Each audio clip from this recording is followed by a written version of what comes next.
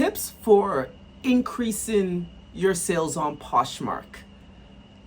Let's talk about it.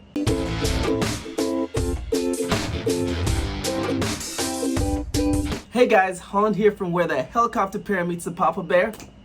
It's the helicopter bear, and today I have switched angles in my office, and actually I kind of really like this angle.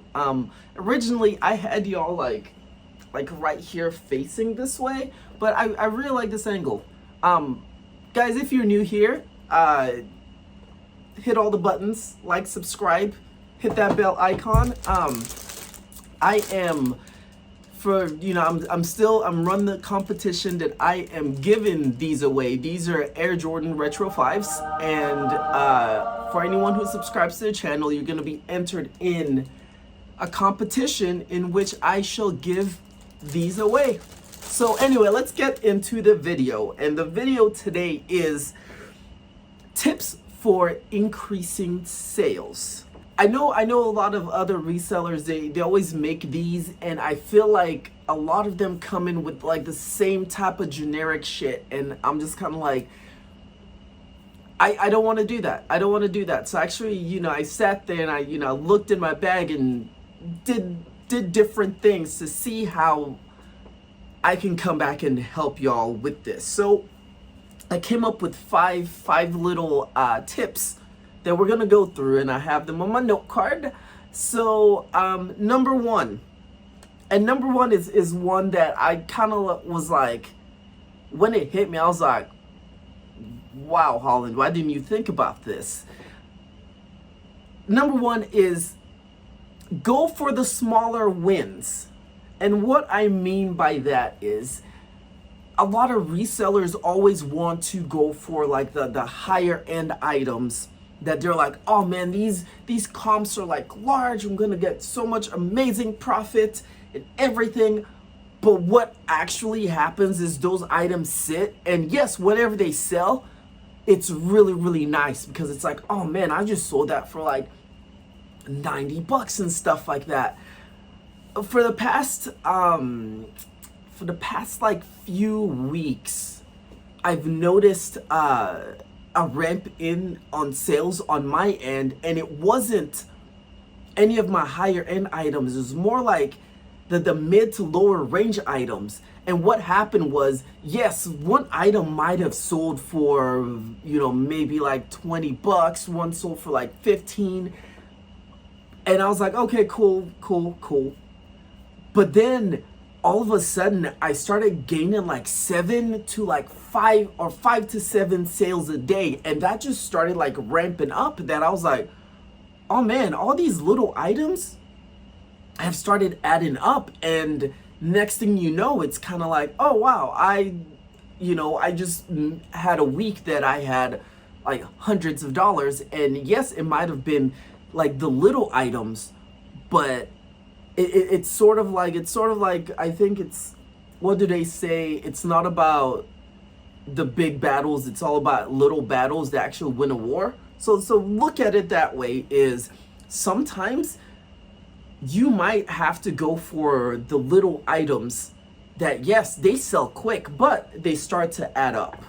And that's what I mean by go for the smaller wins, because ultimately they become large. And past few weeks, I've sold a lot of little items that have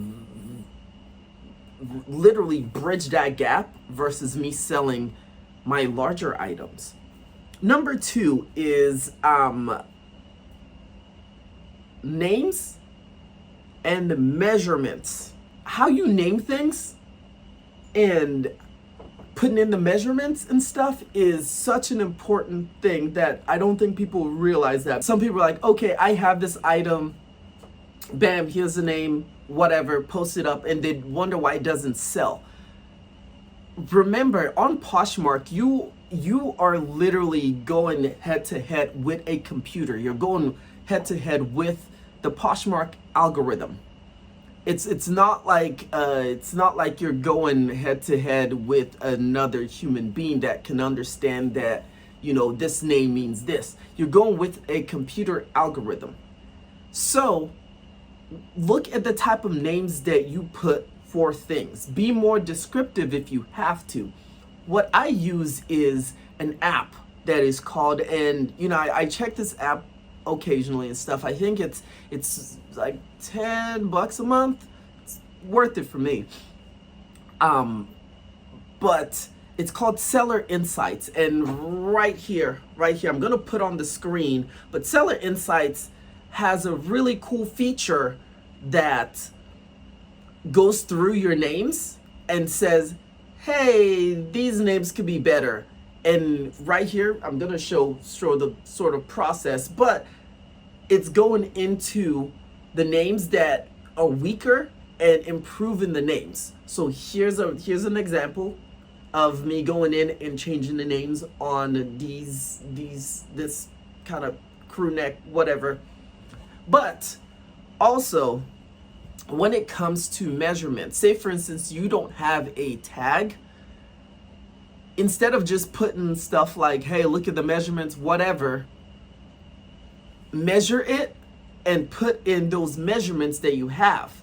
Because what happens is when someone is searching, they might be searching for a specific measurement.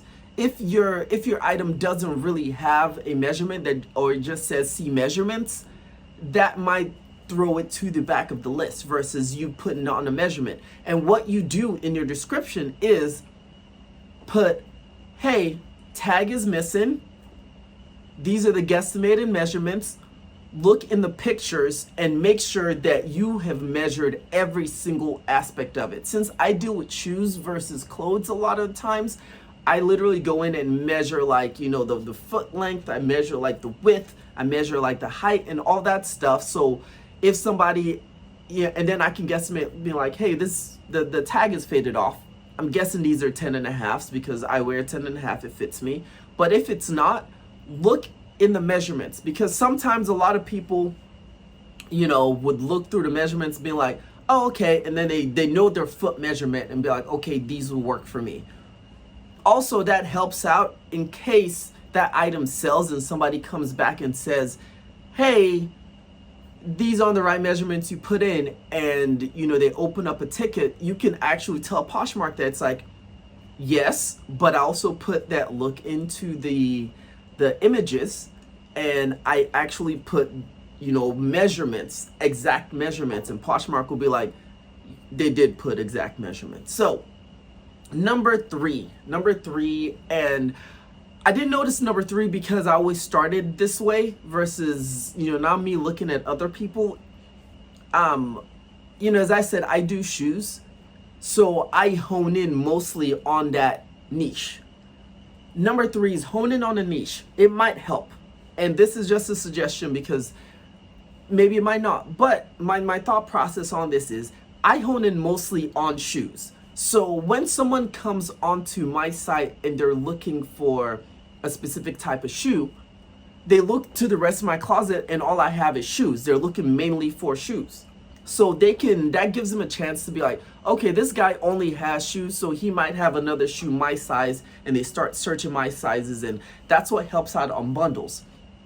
If you're one of those resellers who might have every single thing from shoes to athletic wear to this to that to that to that, someone comes in on your closet because they found one thing that they liked, they might get intimidated and be like, I don't want to search through the rest of this closet, you know, go. But honing in also on a niche helps out with you knowing that niche super well.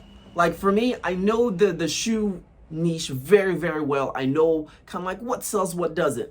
Put me in front of clothes, I have zero idea. I might have some clothes in my closet, but it's mostly, you know, because my fiance was like, hey, this is gonna sell, or she's like, hey, this is gonna sell. I have zero idea on clothes, but when it comes to shoes, I know shoes. So think about it. If your closet is spread in so many different directions, maybe, like, even if you're doing clothes, maybe hone it in. Be like, let's stick to like athletic wear. Let's stick to this, and just hone it just a little bit, because you're gonna start knowing things about that, you know, that niche. And also when people come in, they see more of a uniform thing for you.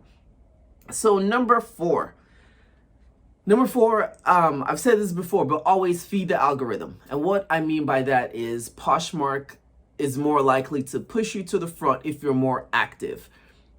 Yes, sometimes you might not have, a chance to go to, the bins or wherever and get more inventory, but you can still be active. You can still like make sure, you relist your things after, what is it, like 60 days.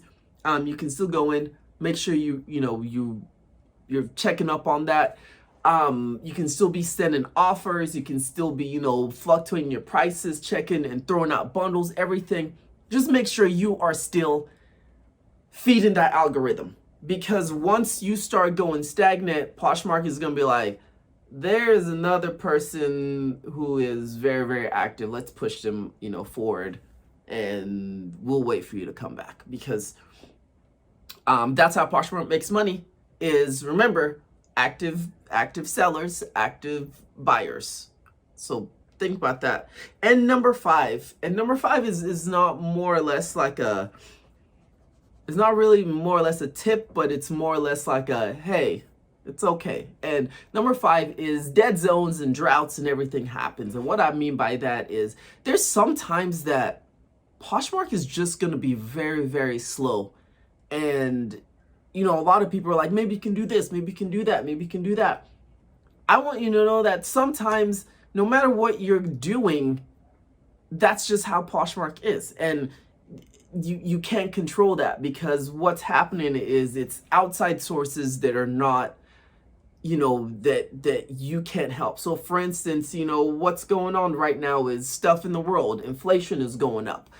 People might not have as much money to buy leisure stuff on Poshmark because gas is ridiculously high. So different things like that. And also, sometimes it's kind of like, hey, if you sell a bunch of school stuff, it might be like school is right in the middle of about to get out, so people aren't looking to buy like shoes and clothes and stuff, because it's they're going for summer break, or they're trying to get rid of their winter stuff, or this or that. These different things progress Poshmark into sort of a slow season. And sometimes, no matter what you do, that slow season is going to happen, and that is okay. All you can do at that point is literally, remember, be active, make sure you feed the algorithm, and you're going to go through waves, and just don't give up on those waves, because sometimes Poshmark can be difficult, and it is okay. But guys, that's all I have for today. If y'all enjoyed this video, if y'all have any tips, actually, just put them in the stuff below, the boxes and everything. And if you're new here, hit all the buttons, like, subscribe, all of that. Someone get these off of my hands, please. And if you want to know more, hit me up on Instagram at the HELICOPTERBEAR. Guys, I'll have a really good one.